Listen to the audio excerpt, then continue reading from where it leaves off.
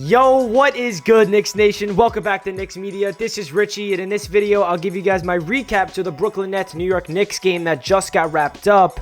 Oh my goodness, guys. I'm at a loss for words right now. I don't even know. My heart's beating out of my chest. That was one of the craziest endings to a Knicks game I've watched in so long.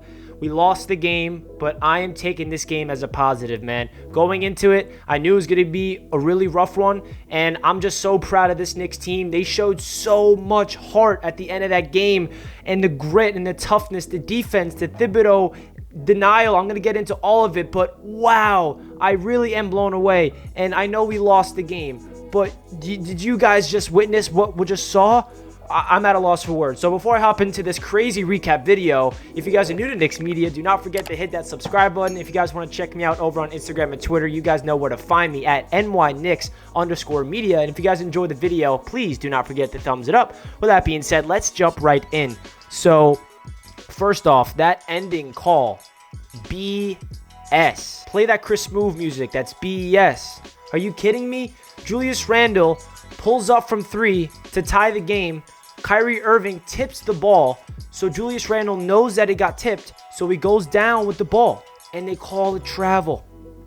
After all that we've been through in the past 3 or so minutes leading up to that moment, lockdown defense on the inbound, did not let the Brooklyn Nets inbound, forced them to use 2 timeouts, did not foul them either. When they did inbound it, we trapped them. That crazy sequence where we trapped Joe Harris and they called the foul. These refs are against the Knicks. I don't understand why. They call a foul on RJ. They review it. Tom Thibodeau challenges it. We win the challenge and we win the tip. The resiliency that we showed, the grit at the end of this game was absolutely astronomical. I don't know what else to say. Julius Randle, the passion, he was furious after that game, and I felt him. I was connecting to Julius. I'm like, you have every right to be that upset. Go to the refs, be upset. And we got Obi Toppin holding him back. Julius was livid.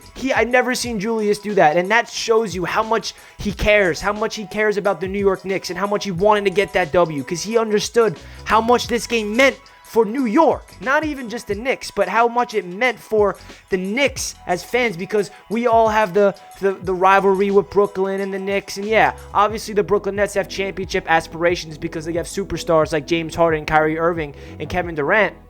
But the Knicks, we're 20-20. And we are the talk of the NBA because we're good now. And Julius Randle is the superstar that we want him to become. No, I'm not saying he is the superstar, but he's the superstar we are hoping he can develop into. He is the all-star this year. He's the guy that we want to be the leader of the Knicks for the future. And he knows that.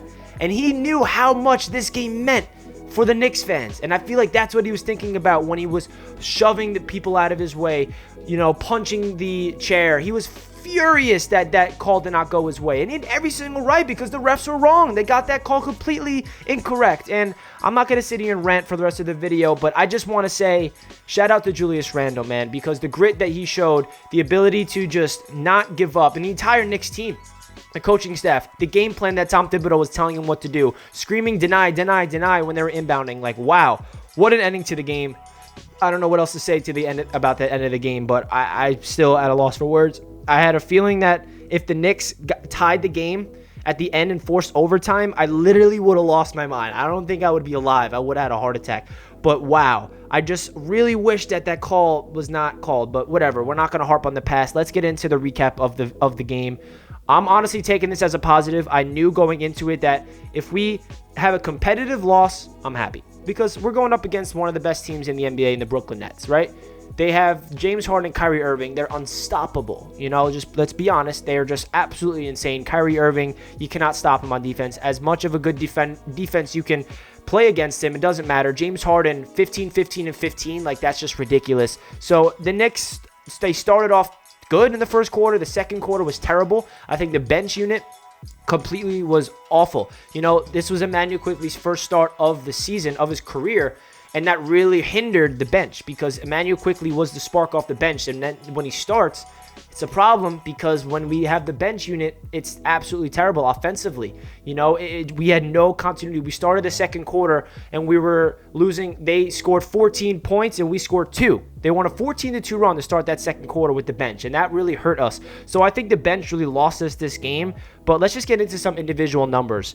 Julius Randle, our leader, our guy, he really was doing everything for us. And I love Julius Randle, man. I really do. That game just, it made me connect to him, because to see him that frustrated, I was like, I feel your pain, Julius. Like, let it all out, man. Let it all out. Like, that really showed his passion. I'm sorry, I'm still getting into that little ending of Julius going crazy. But Julius finished with 33 points, 12 rebounds, 6 assists, 3 steals, 3 of 6 from downtown. And he just looked like our guy. He just looked like the all-star that we all love. He was hitting crucial shots at the end of the game, hitting 3 3-pointers in total. He shot the ball 27 times. Like, that tells you, like, he knew what this game was going to mean, and he had to shoot as much as he can. RJ Barrett, another great game from RJ. He started off a little rough, but then he got comfortable towards the end of the game. 23 points, 6 rebounds, 4 assists, 6 of 14 from the field, 1 block, 1 steal, 10 of 10 from the free throw line for RJ Barrett. That is ridiculous from RJ. He just looked like another guy in that fourth quarter. Julius Randle was on the bench and RJ Barrett was in around like 7 or 6 minutes left in the fourth, and he like put the team on his back. He literally took over the game. He was driving to the rim with ease, finishing. He would drive to the rim, absorb contact, get fouled, go to the free throw line, hit both free throws. He really took over the game in that fourth quarter, and I feel like he kind of sparked that comeback in the fourth. So RJ Barrett, he looks like a guy that's getting better and better. He was bullying people. He had a crazy layup over DeAndre Jordan, and I'm like, yo, this is a 20-year-old that's doing this. Just wait till he hits another, stage of puberty when he gets more muscle on his body. Like, he's still going to grow into his body, which is ridiculous. So RJ Barrett, another great game. Emmanuel Quickley, in his first start, he had 21 points. He shot a lot. 4 of 12 from downtown, 6 of 19 from the field. He could have definitely been more efficient, but for him to still put up 21 points, that's crazy. This is the second game in a row that Randle, Quickley, and Barrett all scored 20-plus points. So Emmanuel Quickley, first time starting, my evaluation of it is I'm worried about the bench. You know what I mean? But Quickley starting, he had 33 minutes.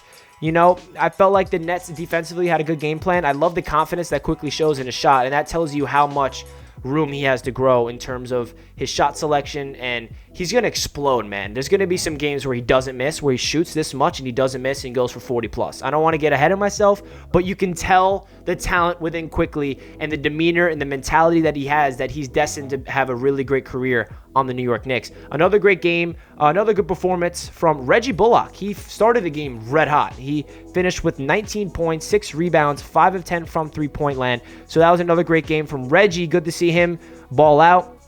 And off the bench, no one really did anything, to be honest. Alec Burks, 3 of 10. Didn't do great. 12 points. He missed really crucial shots. There were some times in the fourth quarter where we were playing really good defense. We were getting a lot of stops. All we needed to do was score in the offensive end, and Alec Burks missed it. He missed opportunities to really get this Knicks team back in there in the fourth quarter. But it is what it is. Frank Ntilikina.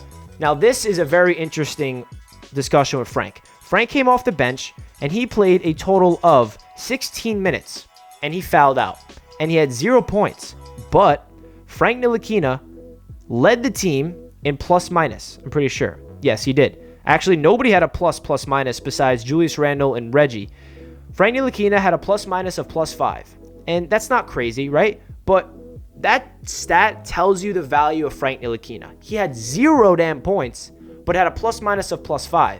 And he had 6 fouls because of the defense he was doing. I think some of those calls were absolute BS. I think the refs were getting a little too soft. Frank Ntilikina needs to play in the 90s because his defense, I guess, is too aggressive for today's NBA. They call everything. It's like ridiculous, but I'm not going to get into that. I already ranted too hard in the beginning of the video. I'm sure you guys enjoyed that. But Frank Ntilikina's defense in that fourth quarter before he fouled out, I think that's a really good reason why we started to come back. I think Frank and RJ Barrett, like I mentioned earlier, in the fourth quarter, and then Julius checked back in and hit a lot of crucial buckets as well. Frank's defense's value, that's why I think Frank needs to be part of the future, is strictly because of his defense. Yes, he had a terrible offensive game, 0 for 5 from the field, did not score. But what he can do on the defensive end is astronomically great. To have a plus-minus of +5 after getting blown out in the entire game until we came back in the fourth quarter tells you that his value is through the roof, in my opinion. If you guys disagree, that's okay. But, there's not really too much else to get into in this game. Nerlens Noel had 0 points. He had 0 shot attempts, but he did have a crazy block at the rim. And, yeah, man, that was just a wild game. Shout out to the Knicks because the way they finished that game off, I'm still blown away. It was one of the craziest endings to an NBA game I've watched in a long time. The ability to lock down on the inbound, to deny the Brooklyn Nets to inbound the ball 3 straight possessions. They force them to call timeouts. When they do inbound it, they trap them. They don't foul. They force them to turn it over. But, of course, they call a foul, so you have to challenge it. And then we go for a jump ball. We win both jump balls. And then it ends up with an RJ Barrett dunk and then a Julius Randle dunk. We were just itching away. The team did not go away. Like, they showed so much heart. And that should give Knicks fans so much positive energy about this game, even though we came out with a loss. You know, I guarantee some Nets fans are looking at this game and they won, but they're going to be like, yo, like that Knicks team definitely is something, because we showed something that I have not seen in a damn long time. I don't really know what else to say about this game. I'm still blown away. I actually was live during the game, but I had to end the live stream at halftime because, as you guys know, I have a Jets YouTube channel, and the Jets media, the Jets were making free agency moves, and it was eating me alive. I'm like, yo, I need to be able to make videos about who the Jets are signing in free agency. So I had to cut the live stream short. So I'm sorry for you guys that were watching my live stream and I had to leave. But, of course, I'll make a recap video to the Knicks. If you guys stayed until the end of the video, comment down below a Statue of Liberty emoji so I know you were here to the end. And, of course, please comment your thoughts of the game, your takes. Are you happy? Are you sad? I think we're all happy and sad at the same time. But that really does it for this one. Let's go Knicks. Let's go beat the 76ers tomorrow. Will not be easy, but we will see what we can do. I'll catch you guys in my next video. Peace.